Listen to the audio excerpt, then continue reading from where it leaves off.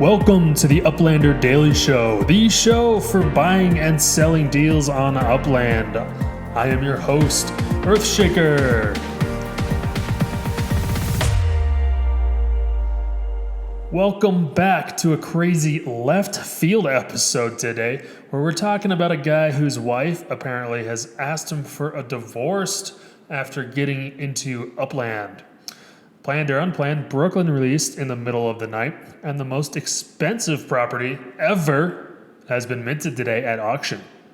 I want to first thank all of my viewers and new subscribers. You guys are the reason I make the show every day, and I appreciate you. Your like and subscribes motivate me to put on the best show for you guys, and you can impact my content by leaving me a comment.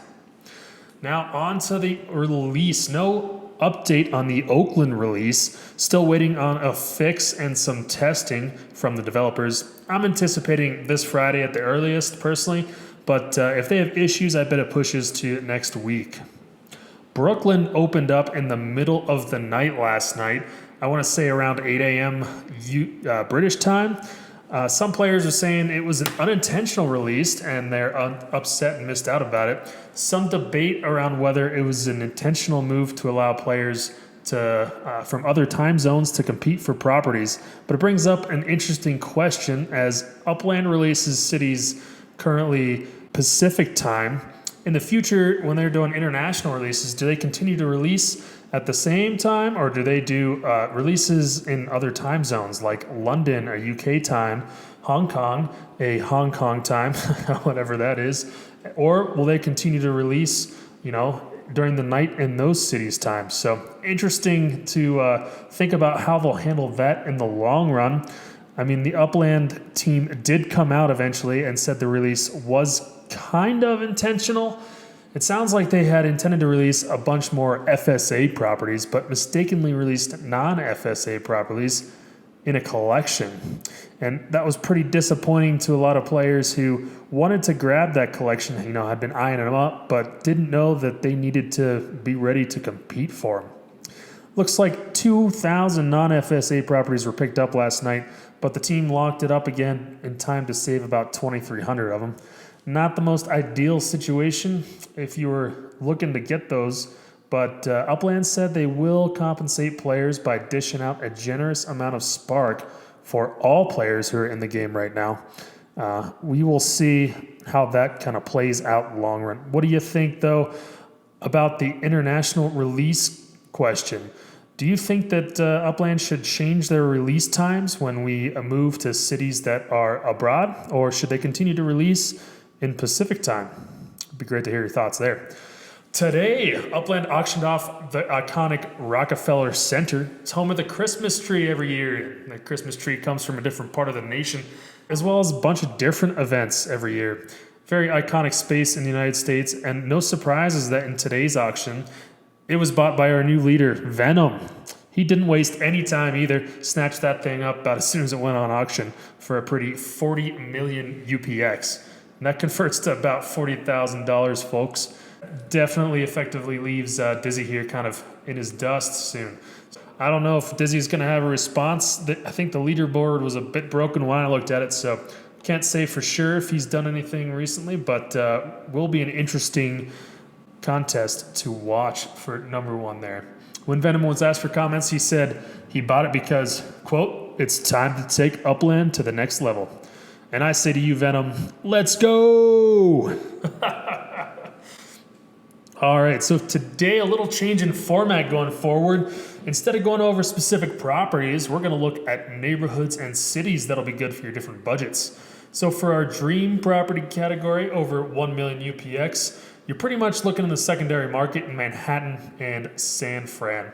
There might be a couple in that area in Brooklyn, but there's not much, as we'll see later. High-end properties, 1 million to 200 UPX, broaden that category as well. We're looking kind of in the Brooklyn neighborhood. I think that's about all that has anything unminted. There might be some stuff in that range in Manhattan still. In fact, there probably is.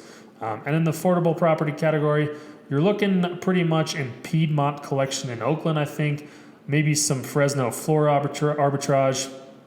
The high floor in Fresno, if you're able to pick up a property, below 30,000 UPX below, you'll see about 140% markup on the floor in Fresno. You could make a pretty dollar off of that just based on the floor over there in Fresno. Our stats today: on number of unminted properties at 20,900. Number of FSA properties though makes up most of that, around 20,500. Pretty much 300 non-FSA unminted properties are out there, and those are all in Manhattan. Looks like that 100 properties a day is holding steady for the mint rate up there in Manhattan. Metaverse net worth is up to 19%, broke the 8 billion UPX mark, making moves. If you're looking for unminted properties, like I said, Manhattan's your only choice. But it looks like floors are starting to edge up with all this lack of unminted properties. San Fran, it is moving up. They got one at about 100%. The next one's at 110%, moving up from yesterday. Fresno's holding steady at 140% markup. Oakland's at 120%. That's 10 up from yesterday. Manhattan's holding steady. Their fiat actually has some options at 90%. Those are a little higher, I think, on the dollar amount, but the UPX is at 110%. Brooklyn, we're up from yesterday at 110%. Yesterday's largest transaction, another whale watching contest, not today. We're actually down. Largest minted UPX transaction, 900,000 in Manhattan. Second largest UPX transaction on the secondary market, is 740,000. That's for a Brooklyn property. Largest secondary fiat transactions at 280 in Manhattan. That's in Murray Hill. So now we're on to the divorce. My question here, is it real? I don't know, but we talked about Ashman Bro's purchase of the Oakland train station for $10,000 yesterday. Now, apparently the rumor in Discord is his wife is preparing papers to divorce him after this. It's not clear exactly what happened, but I guess his friend was saying that he mistakenly bought the property thinking the $10,000 price tag was in UPX and not in dollars.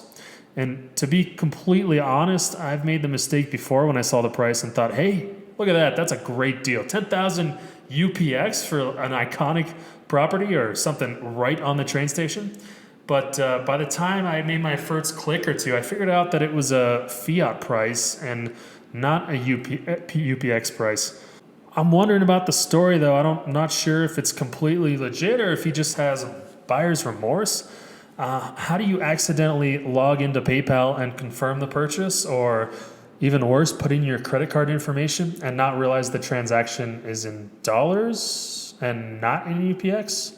He has apparently asked Upland for a refund, but personally, I don't know if I'm buying his story. I think it's just a little bit of buyer's remorse after telling his wife. If this story touches your heart, though, he does have it up for sale, and you can go take it off his hands for a 100 million UPX. Appreciate you tuning in, and I will be adding a studio here in the coming weeks. Not sure when that's going to happen, but I'm looking forward to doing a more video format. In the meantime, thanks for stopping by, and smash that subscribe or like button if this added value to your Upland game. Thanks again, and I'll see you tomorrow. Upland Real Estate Digest is an entertainment service. All views are for entertainment purposes only and not to be construed as financial advice. Upland Real Estate Digest is not affiliated with Upland.